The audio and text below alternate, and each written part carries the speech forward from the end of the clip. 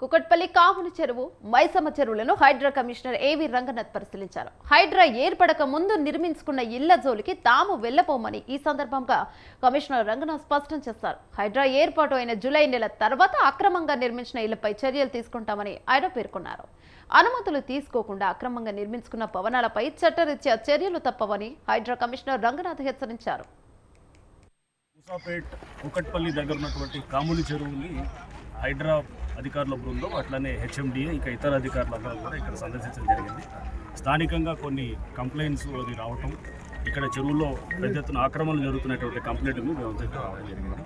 ఇక్కడ చెరువులో చూస్తున్నాం చాలా ఈ ఎఫ్టిఎల్ జోన్లో పెద్ద ఎత్తున డంపింగ్, అంటే ఈ కన్స్ట్రక్షన్ మెటీరియల్ ఏదైతే ఉందో ఆ కన్స్ట్రక్షన్ మెటీరియల్ తీసుకొచ్చి ఇక్కడ డంప్ చేస్తూ చెరువును పూడవటం అనేది అదేంటంటే దానికి ఒక సాకుగా పట్టా ల్యాండ్స్ ఉన్నాయి, మా ప్రైవేట్ పట్టా ల్యాండ్స్ అనేటటువంటిది ఒకటి సాకుగా తీసుకొని చేస్తూ ఉన్నారు.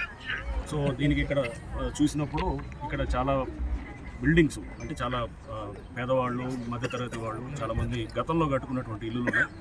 అవి పర్మిషన్స్ ఉన్నా పర్మిషన్స్ లేకున్నా కానీ వాటి జోలికి హైడ్రా వెళ్ళదు. బట్ ఇక మీద అంటే హైడ్రా ఫామ్ అయింది జూలై 2024.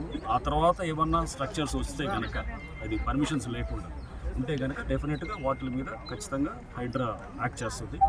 పర్మిషన్స్ గతంలో తీసుకున్నటువంటి పర్మిషన్స్ ఏమైనా ఉండి దానికి అనుగుణంగా కడుతుంటే కనుక దాని విషయం